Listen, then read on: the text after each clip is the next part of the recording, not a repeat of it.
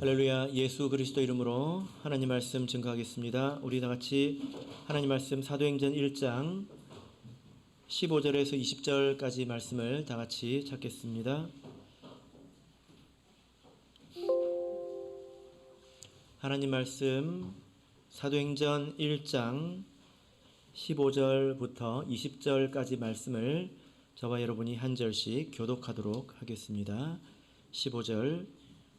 모인 무리의 수가 한 120명이나 되더라. 그때에 베드로가 그 형제 가운데 일어서서 가로되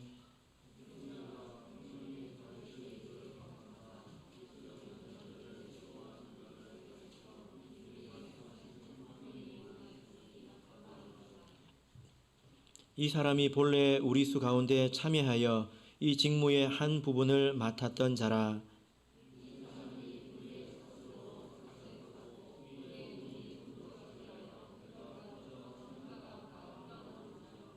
이 일이 예루살렘에 사는 모든 사람에게 알게 되어 본 방언에 그 밭을 이르되 아겔다마라 하니 이는 피밭이라는 뜻이라. 시편에 기록하였으되 그의 거처로 황폐하게 하시며 거기 거하는 자가 없게 하소서 하였고, 또 일렀을 때 그 직분을 타인이 취하게 하소서 하였도다. 아멘. 네, 오늘 이 시간은 성경이 응하였으니 마땅하도다 라는 제목으로 하나님 말씀을 증거하겠습니다. 예수님께서 부활하시고 또 승천하시기까지 제자들에게 필요한 것들을 공급해 주셨습니다. 부활을 증거해 주시고 또 하나님의 나라에 대해서 또 가르쳐 주셨으며, 그리고 또 질문에 대해서 답해 주셨고, 또 승천하는 그런 모습도 보여주셨죠. 이제 제자들만 남았고 이제는 제자들의 때가 되었습니다. 그 제자들이 능동적으로 한 첫 번째 일이 무엇인지 기억나십니까? 제자들 스스로 처음 한 일이 무엇이었죠? 바로 기도에 전념하는 것이었습니다. 한 마음으로 기도에 전념하는 것이었죠. 예수님께서는 그들에게 예루살렘에 머물라라고 말씀을 하셨는데 제자들은 한 마음으로 기도에 힘썼습니다. 그래서 우리가 지난 시간에 하나님의 백성이 되는 것과 또 하나님의 백성다워지는 것은 서로 다른 것이다 라고 말씀을 드렸죠. 그죠? 그래서 우리 하나님의 백성다운 삶, 또 그리스도의 제자다운 삶의 기초는 바로 말씀과 기도라는 것을 우리가 알 수 있습니다. 자, 오늘 본문의 말씀은 제자들이 이렇게 기도할 때에 베드로가 갑자기 일어나서 제자들에게 한 그런 말의 내용입니다. 그 내용은 배신자 유다에 관한 내용이 되겠습니다. 베드로가 기도할 때 기도 제목이 있었겠죠. 무슨 내용을 가지고 기도했을까요? 당연히 우리 예수님께서 주신 사명을 우리가 어떻게 이제 앞으로 감당해야 될까, 이 생각을 하지 않았겠습니까? 그 제목을 놓고 기도하면서 하나님 앞에 지혜를 구했을 것입니다.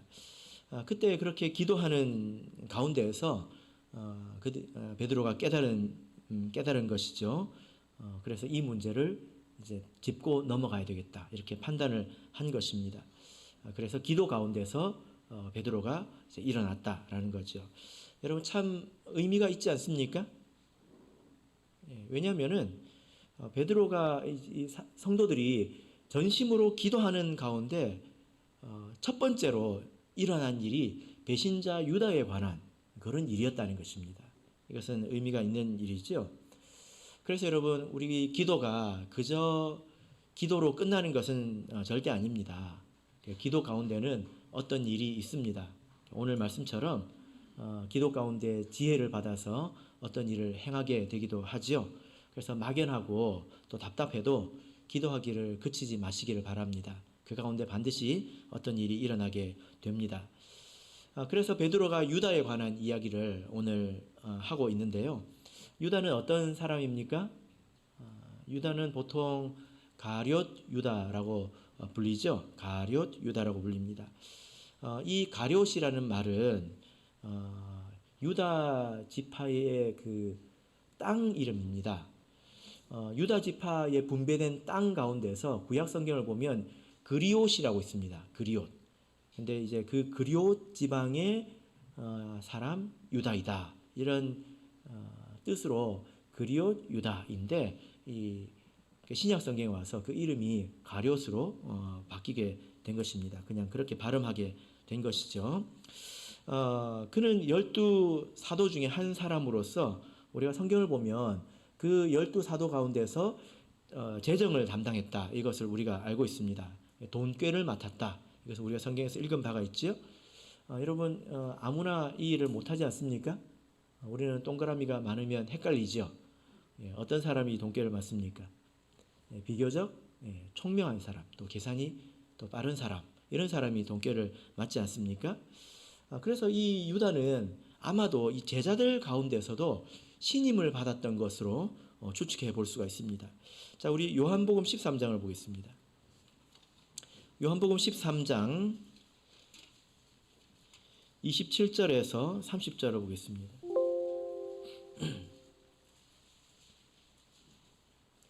요한복음 13장 27절에서 30절 말씀을 우리 같이 읽어볼까요? 읽겠습니다. 시작. 조각을 받은 후 곧 사단이 그 속에 들어간지라. 이에 예수께서 유다에게 이르시되 내 하는 일을 속히 하라 하시니 이 말씀을 무슨 뜻으로 하셨는지 그 앉은 자 중에 아는 이가 없고 어떤 이들은 유다가 돈꾀를 맡았으므로 명절에 우리의 쓸 물건을 사라 하시는지 혹 가난한 자들에게 무엇을 주라 하시는 줄로 생각하더라. 유다가 그 조각을 받고 곧 나가니 밤이러라. 예수님께서 유다에게 내 하는 일을 속히 하라 하셨습니다. 이 뜻이 원래는 무슨 뜻이죠? 지금 유다의 마음을 예수님께서 아시고 네가 지금 나를 배신하려고 하지 않느냐? 그 일을 가서 이제 해라. 이제 이렇게 말씀을 하신 것입니다. 근데 이 제자들은 그 영문을 몰랐잖아요. 그래서 그 뜻을 어떻게 생각했다고 말하고 있습니까? 유다가 돈꾀를 맡았기 때문에 지금 밤중인데도 나가서 쓸 물건을 사오라고 하셨다든지 혹 가난한 자들에게 무엇을 나눠주시려고 유다에게 일을 시킨 것으로 생각했다는 거예요. 유다는 이렇게 어두운데도 나가서 일을 하는 사람으로 제자들이 생각을 그렇게 했다는 것입니다. 그러니까 아마도 제자들은 이 유다에 대해서 신임을 했던 것으로 우리가 추측을 해볼 수가 있습니다. 그런 유다가 예수님을 배신했고 또 이후에 자살했다라고 하는 것은 제자들과 그 따르는 무리에게 굉장히 충격적인 그런 사건이지 않았겠습니까? 그렇죠? 우리는 성경을 많이 읽어서 익숙하지만 그때로 돌아가서 한번 우리가 생각해 본다면 이런 굉장히 충격적인 일입니다. 만약에 우리 참예수교회 목사님 중에 한 분이 특히 이 충성스럽다고 생각한 분이 배교하고 나중에 자살했다고 한번 생각해 보십시오. 그러면 우리 성도님들이 굉장히 많이 놀랄 것입니다. 그리고 그 일의 파급력이 굉장히 크겠죠. 그죠? 그래서 베드로가 기도하는 가운데에서 이 일에 대해서 말해야 될 필요성을 느낀 것입니다. 그리고 이 일에 대해서 처리해야 될 것이 있구나. 이 일에 대해서 해야 될 일이 있구나. 이것을 깨닫게 된 것입니다. 자, 그 내용이 무엇인지 우리 본문의 말씀을 통해서 살펴보겠습니다. 자, 사도행전 1장 15절, 16절. 사도행전 1장 15절, 16절 같이 읽겠습니다. 15절 시작.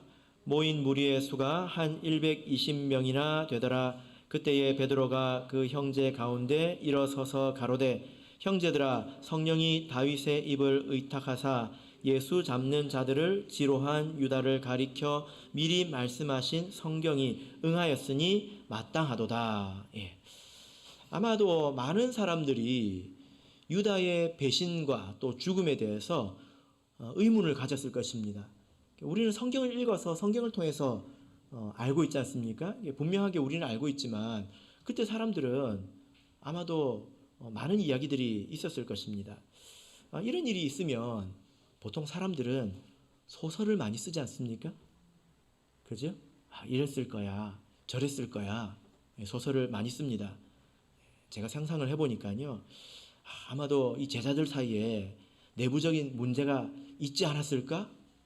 아마 유다가 왕따를 당하지 않았을까? 내가 들어보니까 왕따를 당했다고 하더라. 뭐 그런 이야기가 돌지 않았을까요? 또 예수님께서 택하신 사람이 이런 일을 겪는다면 예수님에게도 좀 무슨 문제가 있는 거 아니야? 좀 이상한 거 아니야? 이런 말이 돌지 않았을까요? 예. 이 문제에 대해서 이 유다의 죽음에 대해서 베드로는 어떻게 설명을 하고 있습니까? 이 일에 대해서 베드로는 있을 수 없는 일이 벌어진 것이 아니라 성경에 이미 예언된 그런 일이 일어난 것이다. 그러므로 마땅하도다. 이렇게 말하고 있습니다. 그래서 시편 69편과 또 시편 109편의 말씀을 인용해서 이런 일이 이미 있으리라고 하지 않았느냐. 그래서 성경이 응하였으니 마땅하도다. 이렇게 말씀을 하고 있는 거죠. 이랬을 때 제자들이 많은 성도들이 그렇구나 이렇게 생각을 하게 된다는 것입니다. 자, 우리 이 베드로 사도가 20절에서 인용한 말씀인데요. 자, 시편 69편을 찾아보겠습니다. 시편 69편 25절을 다 같이 찾겠습니다.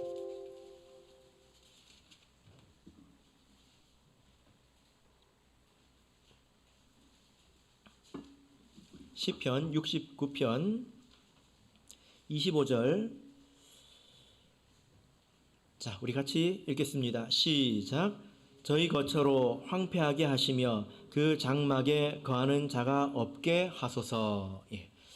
자, 여러분, 어떤 그 형제가 시편 말씀을 읽으면서 어느 날 저한테 묻더라고요. 목자님, 이 시편은 찬송이고 또 기도문인데 이렇게 기도해도 됩니까? 하고 물어보는 거예요. 저희 거처로 황폐하게 하시며 그 장막에 거하는 자가 없게 하소서. 쫄딱 망하게 해주십시오. 이 뜻이거든요.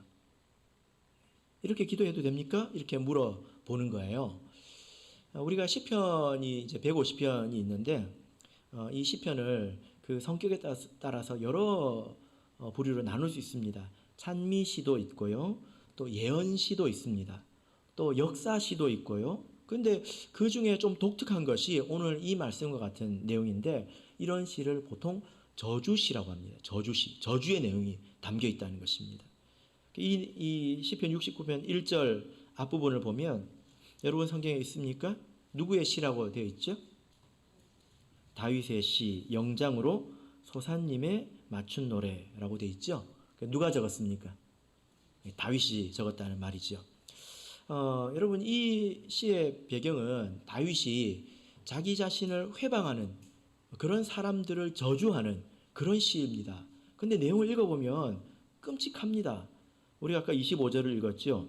24절을 보면 주의 분노를 저희 위에 부으시며 주의 맹렬하신 노로 저희에게 미치게 하소서.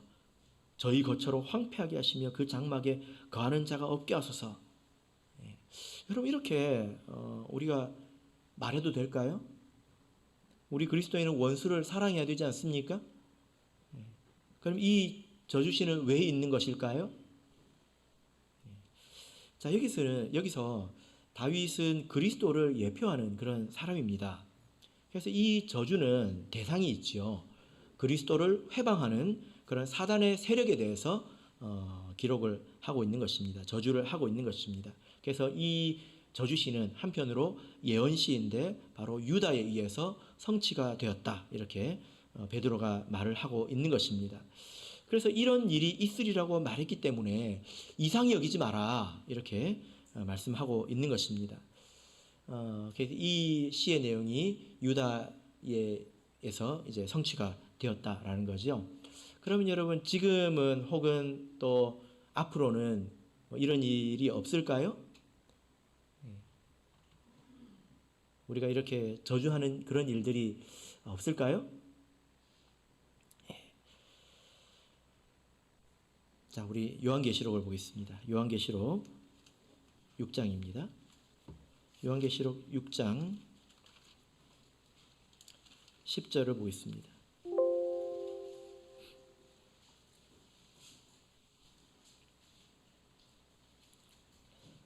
요한계시록 6장 10절. 자, 우리 같이 읽겠습니다. 시작. 큰 소리로 불러 가로되 거룩하고 참되신 대주제여 땅에 거하는 자들을 심판하여 우리 피를 신원하여 주지 아니하시기를 어느 때까지 하시려나이까 하니. 예. 자, 여기서 어떤 사람들이 하나님께 심판하여 달라고 기도하고 있죠. 심판해 주십시오. 심판해 주십시오. 이렇게 기도하고 있습니다. 피눈물을 흘리면서 기도를 하고 있는데요. 어떤 사람에 대해서 심판을 해달라고 하고 있습니까? 땅에 거하는 자들입니다. 근데 우리가 앞으로 이제 계시록을 이렇게 배워보면 이 땅에 거하는 자들은 저기 불신자들을 말하는 게 아니에요. 우리 성도들 가운데서 세속적인 사람들을 이렇게 말합니다. 예수님께서 이방인들에게 배신을 당한 게 아니지 않습니까? 이스라엘이 이방인들 때문에 망한 것이 아닙니다. 다 내부에 문제가 있었죠. 그런 것처럼 말세에 우리 교회가 겪는 일도 동일합니다. 예수님이 겪었던 일들을 우리 성도들도 동일하게 겪게 됩니다. 그래서 이때가 되면 우리도 땅에 거하는 자들을 심판하여 주십시오. 우리의 피 흘린 이 억울함을 갚아주십시오. 이렇게 기도하는 때가 또 온다는 것입니다. 그리고 지금도 있을 수가 있죠. 물론 우리 예수님께서는 그들을 책망하거나 그러지 않으셨습니다. 안타까워하셨지요. 그러나 이런 일이 앞으로 있을 것입니다. 그러므로 이런 일이 반드시 일어날 것이기 때문에 그때도 우리 성도님들께서 이상히 여기지 마시고 마땅하도다 이렇게 말을 할 수가 있어야 되는 것입니다. 베드로가 이 말씀으로 유다의 그런 일을 설명을 했지요. 그래서 간혹 우리 교회에서 일어나는 이런저런 일을 통해서 참교회가 왜 그래 이렇게 이제 말씀을 하시는 경우가 있는데요. 그거는 참교회라고 하는 것을 자기 스스로 생각했기 때문에 그렇게 말씀하시는 것입니다. 성경에서 교회가 어떤 일을 겪는지 이런 것들을 정말 안다면 그런 말을 할 수가 없습니다. 교회는 그런 일을 겪게 돼 있거든요. 여기서 계시록 10장에서 6장 10절에서 이 피 흘린 자들이 바로 새 예루살렘이고 천국에 가는 자들입니다. 자, 본문으로 돌아가겠습니다. 사도행전 1장 17절 18절 말씀을 보겠습니다. 사도행전 1장 17절 18절 읽겠습니다. 시작. 이 사람이 본래 우리 수 가운데 참여하여 이 직무의 한 부분을 맡았던 자라. 이 사람이 불의의 삭수로 밭을 사고 후에 몸이 곤두박질하여 배가 터져 창자가 다 흘러나온지라. 예. 자, 여러분 우리가 이런 말씀을 읽을 때 조심해야 되는 점이 있는데 그게 뭐냐면 운명론에 빠지는 것입니다. 그러니까 이런 일이 있으리라고 성경에 기록되어 있지 않습니까? 그러니까 유다가 그렇게 배신하고 또 자살하게 된 것이 어쩔 수 없는 운명이었다라고 생각을 하는 거죠. 그러면 유다는 나쁜 사람입니까? 불쌍한 사람입니까? 이게 그 사람의 운명이었다면, 타고난 운명이라면 유다는 나쁜 사람입니까? 불쌍한 사람입니까?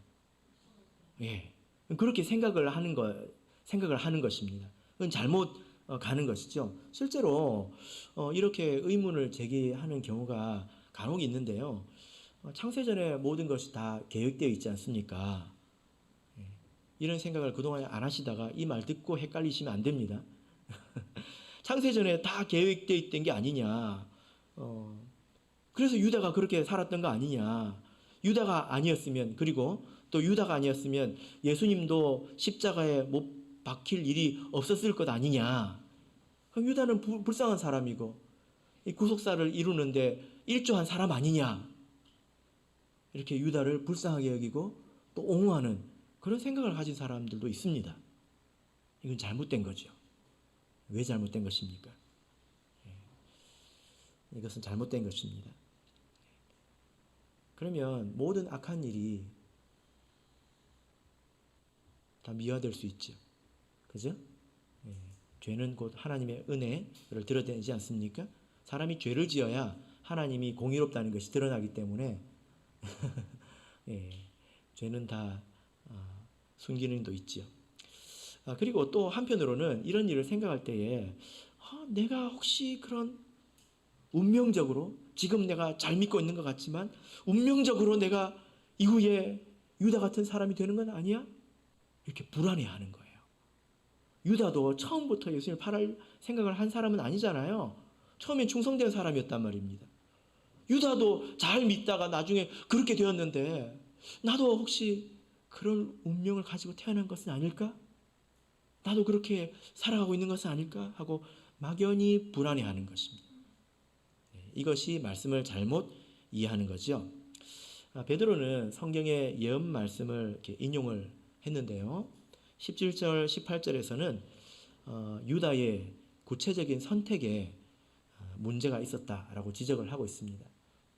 조금만 더 보충 설명을 드리자면 여러분 창세 전이라고 하는 것은 지금보다 이전이라고 말을 할 수가 없어요. 왜냐하면 창세 전이라고 하는 그때는 시간과 공간이 없는 곳이기 때문에 이전 이후에 그런 개념이 없죠. 우리가 그것을 이해하기가 어렵습니다. 우리는 성경에 있는 대로 이해하면 되겠죠. 그죠?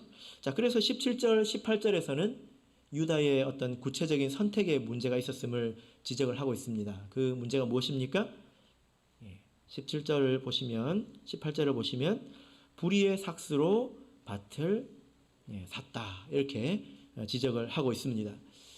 여러분, 여러분이 기억하시기에 이 밭을 누가 산 것으로 기억하고 계십니까? 유다는 은 30을 받았잖아요. 나중에 돈을 다시 집어 던졌지 않습니까? 그게 기억나잖아요? 그럼 딴 돈으로 밭을 산 걸까요? 밭은 누가 샀을까요? 자, 마태복음 27장을 보겠습니다. 마태복음 27장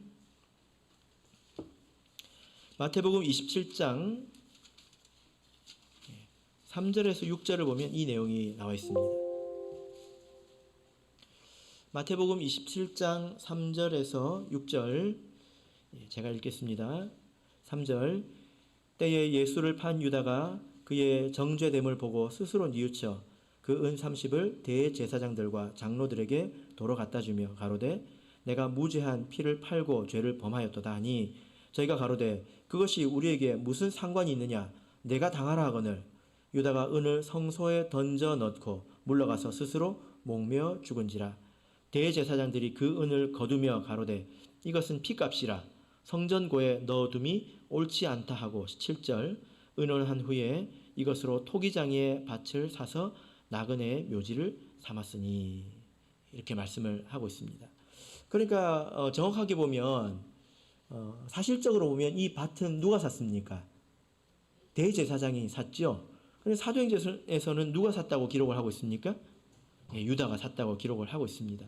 이것은 다른 사실을 다르게 기록한 것이 아니라 사실적으로는 대제사장이 샀지만 그러나 모든 책임이 유다에게 있다. 그런 의미입니다. 유다로 인해서 그것을 사게 되었다.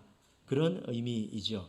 그 책임이 유다에게 있다라고 말씀을 하고 있는 것입니다. 성경에서 말하는 이 하나님의 예정이라고 하는 것은 어쩔 수 없는 그런 운명론을 말하는 것이 아닙니다. 우리가 지금 하루하루 선택을 잘 해야 합니다. 그리고 지금 내 삶은 내 선택의 결과이죠. 그죠?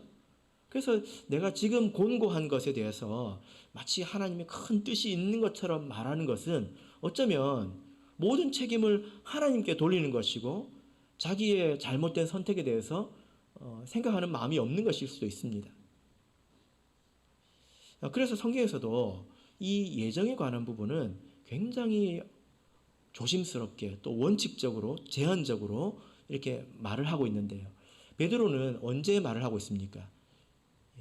유다가 죽고 나서 이 말을 하고 있는 거예요. 죽음은 모든 것의 결과이지 않습니까? 우리는 항상 현재를 기준으로 밖에는 말을 할 수밖에 없습니다. 그래서 지금은 성경적으로 보자면 여러분들은 택함 받은 사람이 맞습니다. 그런데 여기서 누가 한 명 실족했다면 그때 가면 아니라고 말할 수 있습니다. 성경에서는 그런 식으로 말하고 있습니다. 항상 현재를 기준으로 말하고 있는 거예요. 그런데 누군가가 믿음 안에서 주 안에서 죽었다라고 한다면 그는 진실로 택함 받은 사람이다라고 말할 수 있죠. 모든 인생의 결과가 나왔기 때문에. 유다는 그가 어떤 삶을 살아왔든지 그는 예수님을 떠나게 되었고 스스로 목매어 죽었습니다. 그래서 그는 버리운 자이다 이렇게 말할 수가 있다라는 거죠. 그래서 굉장히 조심스럽게 제한적으로 이렇게 말하는 것을 기억하시길 바랍니다. 현재 진행 중인 우리 삶에 이것을 아무렇게나 대입하는 것은 어려운 일이고요. 그리고 위험한 일입니다. 신앙적으로 바른 태도는 이것이죠. 책임은 자기에게 돌리고 은혜는 하나님께 돌리는 것이 바른 태도입니다. 어떤 일이 잘 될 때는, 좋은 일이 있을 때는 뭐라고 말해야 될까요? 내가 열심히 하나님을 믿었지만 그러나 뒤돌아보니 다 하나님께서 예비한 것이고 하나님께서 주신 은혜이다. 이렇게 말하는 것이 아름답지 않습니까? 또 어려운 일이 있을 때는, 나쁜 일이 있을 때는 내가 잘 알지 못해서 잘못 선택했다. 그래서 내가 지금 그 대가를 치르고 있다. 그러나 하나님께서 나에게 자비와 긍휼을 베풀어 주시기를 구한다. 이렇게 말하는 것이 아름답지 않습니까? 이것이 맞는 말입니다. 책임은 나에게 돌리고 감사는, 영광은 하나님께 돌리는 것. 이것이 합당한 것이다라는 것이요. 그래서 우리 성도 여러분, 혹시 내가 하나님께 택함을 받지 못한 사람일까 봐 이런 왜곡된 운명론에 빠져서 죄를 죄로 여기지 않거나 혹은 막연한 두려움에 쌓여서 살아갈 필요가 없습니다. 중요한 것은 내가 지금 무엇의 종으로 살고 있는가? 이게 가장 중요한 거예요. 내가 지금 하나님을 마음으로 섬기고 사랑하고 내 주인으로 삼고 살아가고 있는가? 이것이 가장 중요한 것입니다. 그렇게 살아간 사람이 결과적으로 나중에서야 하나님께서 나를 택하셨구나. 진실로 택하셨구나. 이것을 확신하게 되는 것입니다. 그래서 유다를 불쌍하게 여길 필요가 없지요. 그죠? 자, 우리 본문으로 돌아가겠습니다. 사도행전 1장 17절 우리 다시 보겠습니다. 17절 사도행전 1장 17절 자, 우리 같이 읽겠습니다. 시작. 이 사람이 본래 우리 수 가운데 참여하여 이 직무의 한 부분을 맡았던 자라. 예. 자, 여러분, 이 유다가 나쁜 짓을 했잖아요. 보통 우리는 유다가 예수님을 배신했다, 뭐 이렇게 생각을 하고 있는데 여기서 구체적으로 이 배신이라고 하는 것이 무엇인가에 대해서 말씀을 하고 있습니다. 지금은 배신할 예수님이 없지 않습니까? 십자가에 못 박을 예수님이 없지 않습니까? 그죠? 이 배신이라고 하는 말을 사도행전에서는 다른 말로 표현하고 있는데 17절에서 말씀을 하셨어요. 근데 이 말씀을 25절에 보면 조금 더 분명하게 표현하고 있습니다. 자, 1장 25절 보겠습니다.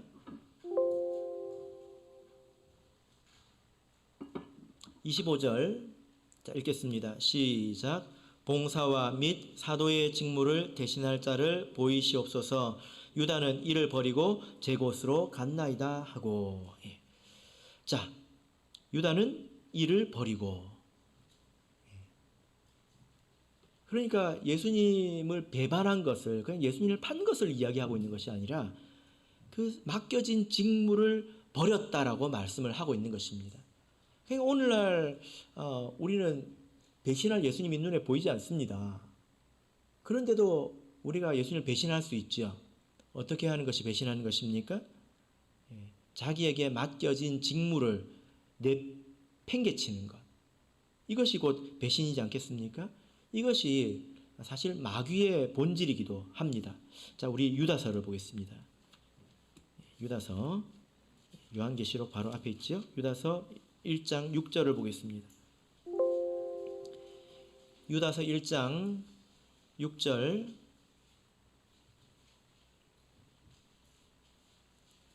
유다서 1장 6절 자, 같이 읽겠습니다. 시작. 또 자기 지위를 지키지 아니하고 자기 처소를 떠난 천사들을 큰 날의 심판까지 영원한 결박으로 흑암에 가두셨으며. 예. 자, 여기 보면 천사를 가두셨다라고 말하는데, 여러분, 하나님께서 천사를 가두셨을까요? 예. 여기서 말하는 천사는 누구를 말할까요? 마귀입니다. 마귀 사탄을 말하는 것입니다. 그런데 여기서 마귀 사탄을 어떻게 표현하고 있습니까? 자기 지위를 지키지 아니하고 자기 처소를 떠난 천사, 이렇게 말하고 있습니다. 그죠? 하나님께서 우리 피조물을 이렇게 만드실 때는 쓰실 때가 있는 것이고 두실 때가 있는 것입니다. 그렇게 하나님께서 여기저기 우리를 두시지 않습니까? 또 천사들도 그런 필요에 따라서 또 이유가 있어서 이렇게 두시지 않습니까? 그 지위를 지키지 아니하고 자기 처소를 떠난 천사가 곧 마귀가 된 것입니다. 그죠? 그래서 천사가 자기 위치를 떠났을 때 천사가 마귀가 되는 것이고, 사도가 자기 직무를 떠났을 때 차라리 태어나지 않는 것만도 못한 삶이 된 것입니다. 그래서 우리가 유다를 그저 예수님을 배신했다 이렇게만 말할 것이 아니라, 유다의 배신의 실체는 예수님께서 두신 그 자리를 욕심 때문에 버렸다라는 것입니다. 그래서 지금 이 시대에도 우리 성도들 가운데서도 크고 작은 배신은 얼마든지 있을 수가 있는 것이죠. 그죠? 자기 욕심과 이익과 필요에 따라서 자기 자리를 버리는 일들이 있을 수 있지 않습니까? 자, 시편 109편을 보겠습니다. 이제 베드로가 인용한 두 번째 성경입니다. 시편 109편 8절을 보겠습니다.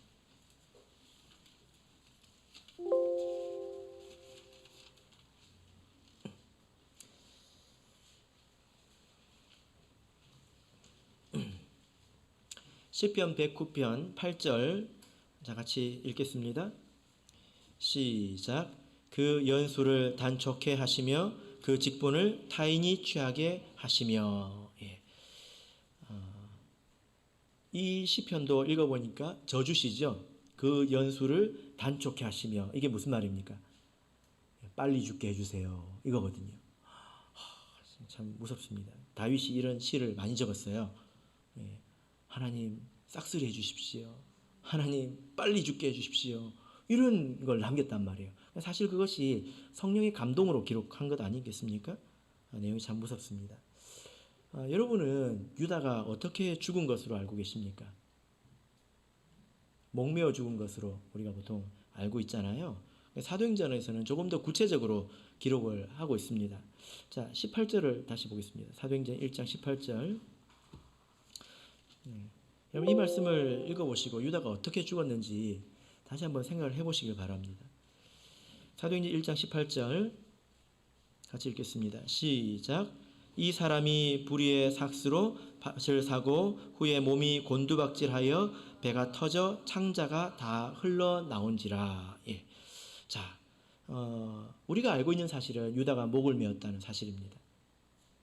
그런데 여기서 보면 유다가 이제 곤두박질했다. 그것이 이제 떨어졌다는 거예요. 그리고 창자가 다 흘러나왔다. 배가 터졌다는 것입니다. 근데 보통 목매어 죽은 사람이 떨어졌다고 해서 이게 배가 터지지는 않지 않습니까? 그런 일을 제가 뭐 들어본 적이 없는 것 같습니다. 그럴 것 같지 않습니다. 그래서 이 부분을 어떻게 우리가 조화롭게 이해할 것인가를 우리가 참고할 수 있는 부분이 있는데, 그 영화 예수 그리스도의 순환, The Passion of the Christ, 이 영화를 보면 이 부분을 이렇게 묘사를 하고 있어요. 어떻게 묘사를 하고 있냐면, 유다가 자살을 했습니다. 왜 자살을 했을까요? 거기 보면 예수님을 떠난 이후에 사단이 그에게 강력하게 역사를 합니다.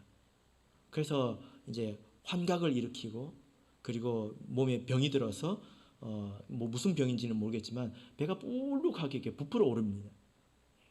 그래서 그가 정신적으로 육체적으로 고통스러워서 자살을 택한 것입니다.